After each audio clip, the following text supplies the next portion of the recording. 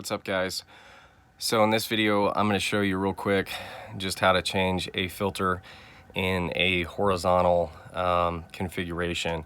So normally these units, as you can see, we're in the attic. That's where they're going to be, and if you've had trouble locating your filter, that's what this video is about. We're going to show you some stuff on how to change that out real quick, and then also just talk about a couple pointers and different things regarding airflow and a few different components. So this section right here, this is what we call your return air plenum, and in this case it has a filter cabinet in it, as you can see by the access door there. So and then you have your unit, and then you have your supply air plenum. This is what we're going to go to first, and we're going to show you real quick what it looks like to change that filter. So these have snaps on them. They just snap back like that, and then we're going to open the door. You're going to see your filter there. In this case, it's a 1-inch filter, and if you notice, it has directional arrows to tell you which way the airflow is going. And so on your return air plenum, the filter is always going to point towards the unit. That's the direction you want that arrow going in, because it's coming from your house through the supply air duct. It's being pulled through the unit by the blower in the front of the unit there, out to your supply air plenum and your ductwork. Okay, so just keep an eye on that. Make a note of that. This one, of course, it's going to give me issues. These are a little trickier sometimes. They get hung up on these cross-sectional pieces here. So anyway, we're going to take that filter out, set it up there. I've got a brand new filter here. Homeowner's got a stack of them up here, so it makes it easy for them to change. And we're going to go ahead and insert the filter in there with our arrows pointing towards the unit. Now this filter cabinet actually has 2 slots.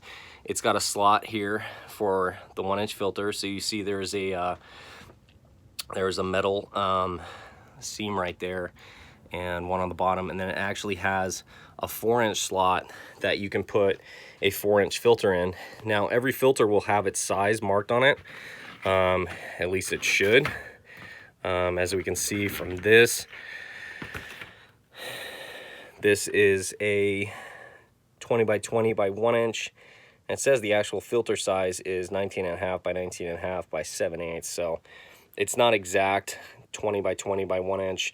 But this is I believe this is a MERV 9. See, it's not marked. You're going to see a designation or a MERV rating on there.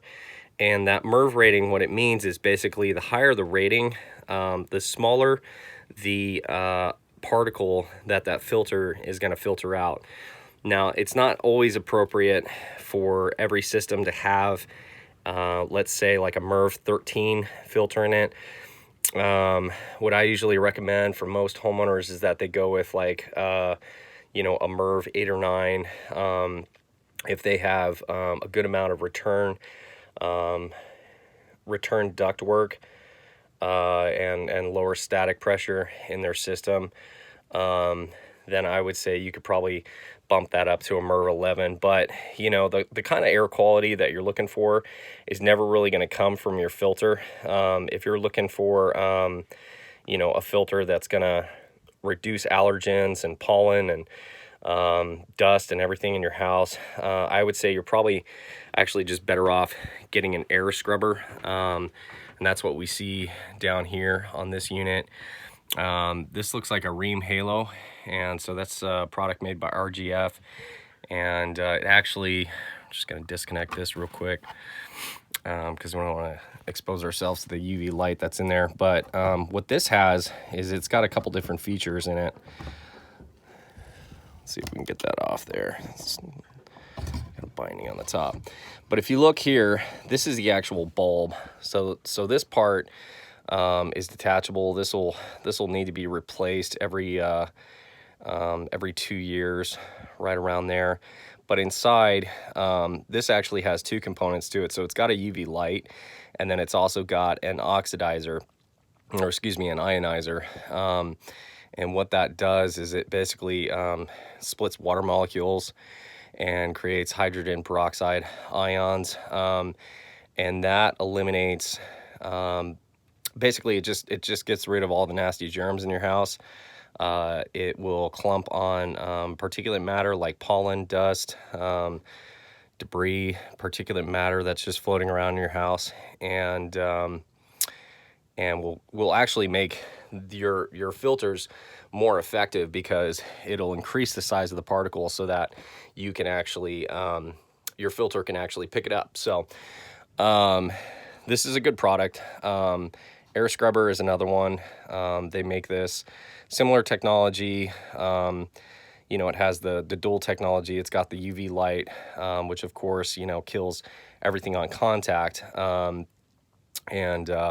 Another thing that this is great for is eliminating odors. So, you know, so if you have pets or animals in the house, or, you know, it's just, you got kids, you know, or, you know, just from cooking, this will help eliminate a lot of odors and stuff. So, you know, if you've ever, had issues with, you know, cooking some bacon, and just notice the smell, and the smell of the grease sticks around for a while, or, you know, if you got a smelly dog, a dog that has a lot of oil in its coat, and this will help eliminate a lot of that, and actually keep your house smelling very neutral, or odorless, you know, basically. So that's a good product.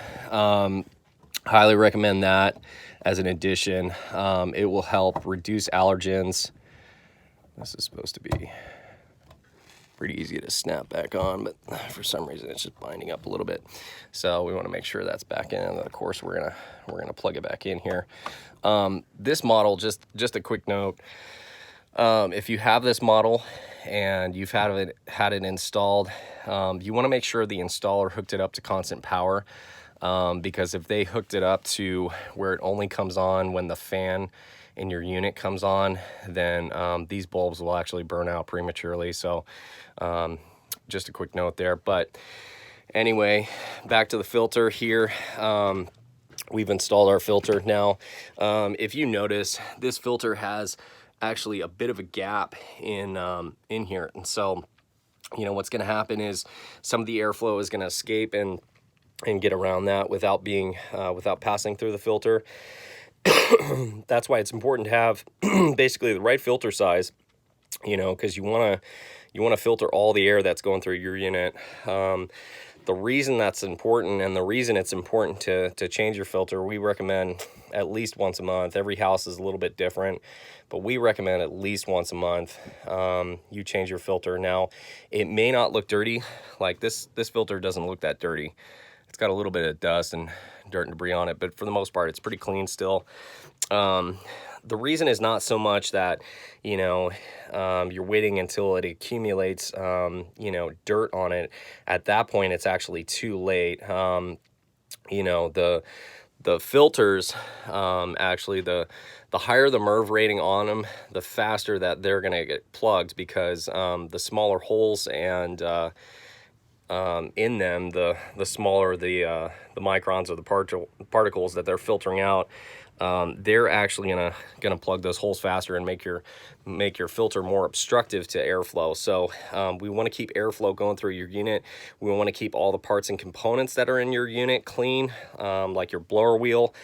You know, there's you know, that's just part of regular maintenance. If there's a buildup of dirt on your blower wheel inside this unit, then what can happen is you can actually reduce the efficiency of your system, and you're not going to get as good airflow. But the main thing is that we want to keep the coil that's inside here.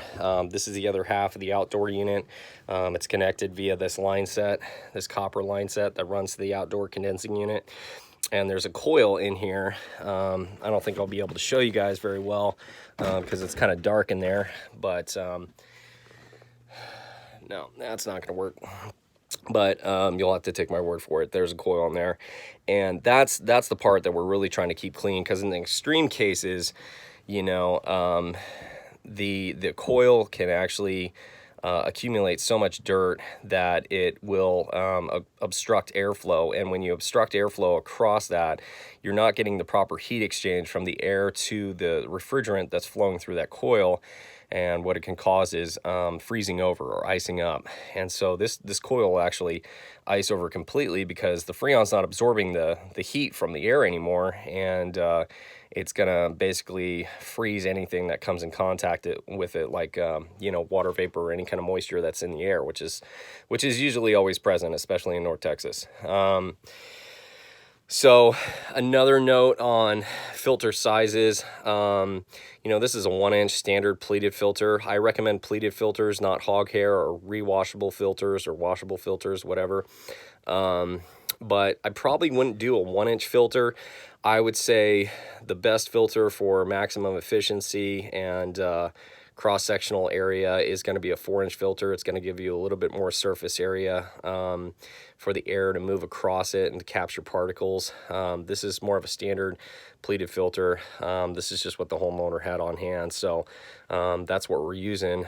We're just doing a quick tune-up here, and they mentioned they had some filters in the attic, so we came up here to change the filter and wanted to do a quick video for you guys. So hope you found this informational. Hope that helps. As always, leave a comment or smash that like button, and let us know how we did. If there's anything else that you guys could think of that we could add into our future videos and stuff like that, don't hesitate to let us know. We'd be happy to do more videos on content that you guys want to see, and hope you guys have a great day. Thanks so much.